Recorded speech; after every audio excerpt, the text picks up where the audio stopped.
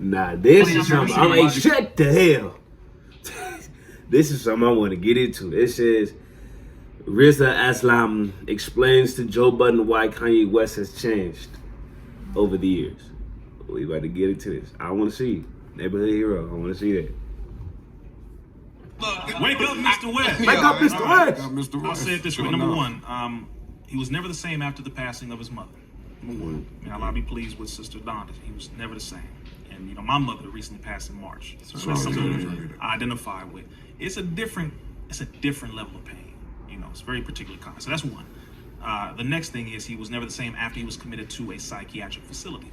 I know exactly how deep that is. It's called a 72-hour hold where they can do virtually anything. They can put you on drugs. They can give you what they call ECT, electroconvulsive therapy. Makes it sound nicer, but the original name is electroshock therapy. It was originated by how they were testing on pigs to make them easier to be slaughtered. Damn. So they would put these two electrodes on the brain, on the head of a pig to shock them so that they would not be able to move. That's how they tested it, and they started doing that on human beings. I don't know if he was put under ECT, but he did confirm that he was committed to a psych ward and put on those drugs, and after that, he was never the same.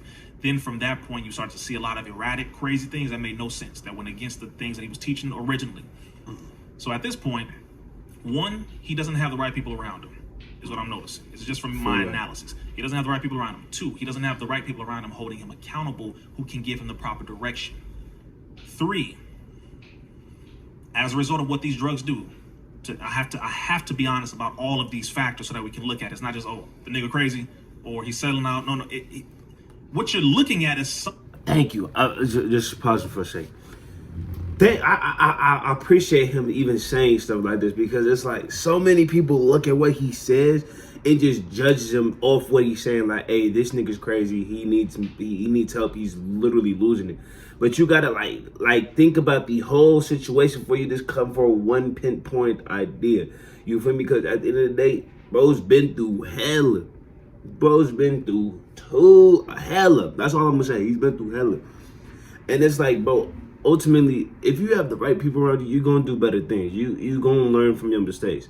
It seems like nobody around him is truly saying, hey, bro, shut the fuck up. Like, it doesn't seem like that. And I feel like that's what's really fucking him up. Like, it's like you gotta have like somebody well grounded around you so they like whenever you fucking up, hey, you got your boy right here, he gonna tell you, he gonna straighten you out. Bad or worse, that's what homies is for.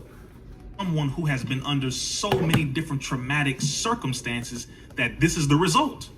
You're looking at a lot of different factors that happen with a person. So I'm not excusing certain things, but we have to explain it. We can't always go to the response or the reaction without looking at the cause. A lot of us don't want to be responsible enough to look at the cause of what happened. No, he's just crazy. No. Back up. What happened to the brother? Because what I'm looking at just is the same thing from a lot of people who I worked with. Those drugs cause suicidal thoughts, homicidal tendencies. Roughly 50% of all people who are on psychotropic drugs are a part of those who commit mass shootings, just so you know. All right? So I want to make it very clear. These are factors that we have to look at. Wellbutrin, Adderall, Thorazine, Zyprexa, Zymbalta, you name it. What is it called? Yeah, Rexulti, Brixpiprazole, the one that Tyrese was on. To where he said, he came out and apologized when he said, when I was crying out on camera, he said, I'm sorry, y'all, I took that psychotropic drug that my therapist gave me and it made me do all that stuff. Okay, just want to make it very clear so we can understand exactly what it is. So where you're looking at this situation now, I saw the White Lives Matter shirt. I said, okay, sure, but that wasn't the point. The point was the fact that white lives have never they've never had to be stated that they mattered. We knew that. Never been in question. The fact is, ours have blatantly not mattered so much to where we had to make it a statement to let you know that our lives mattered. Then it became an organization. Then some people got involved in it, misused it, etc. That's later on. That's over there. But the statement itself is reality. So then I looked at the front of the shirt. So the first thing is a protest to a protest. Makes you look like an a-hole, makes you look like you're insensitive, makes you look like, okay, you're just out of your damn mind. Then I saw the front of the shirt. Pope John Paul II. The Pope who apologized in the year 2000, for all of the atrocities, for what the Catholic Church has done for the last 2,000 years. The Pope who begged the world and apologized and said, can you please forgive us? Which, no. Return all the artifacts, return all the money you owe, do all of that. It's not just gonna be, he's just talking, show us the receipts so we know it's real, and give everything back so we know it's real. Same thing with Elizabeth of England as well. I could hear them pushing the kill the podcast. Abort. Yeah, that's crazy, man. I gotta get it. It's That's like, the hey, big button. Key 72. he apologized. Hey, man, listen. Oh man, look at millions leaving. No, you crazy.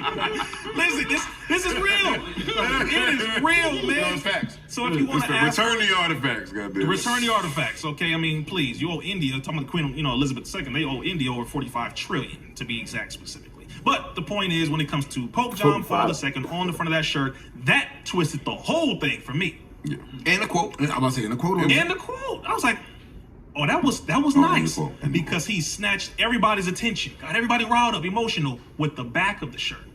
Then the front of the shirt came out, I believe, roughly 24 hours later, and then it was like, oh, wait a minute, wait. What is he doing here? So here's my main thing that I will say: stop speaking on things you do not have the facts about. Thank you. I recommend this heavily. This is why they call me Reason Islam with the facts. I may not have been perfect in my whole career of education, but I do my best to only speak on what I know. The first thing is, I'm not going to speak on something until I get the actual facts. Number two, somebody needs to talk to him. And I'm saying somebody who does not want anything from him, nothing like that. Go and talk to the brother and get in his head. The final gut punch for me, because all of that was bad, but when I learned that was Lauryn Hill and Bob Marley's son. Daughter. Ron Hill's daughter. And, Not Bob Marley. Rohan Marley. No, Rohan's grandson. Yeah, grandson. Yeah. Rohan. Oh, That adds an extra just twist of nastiness on that for me. But anyway, what was I saying is, and he does have to go. That's that makes sense though. Like,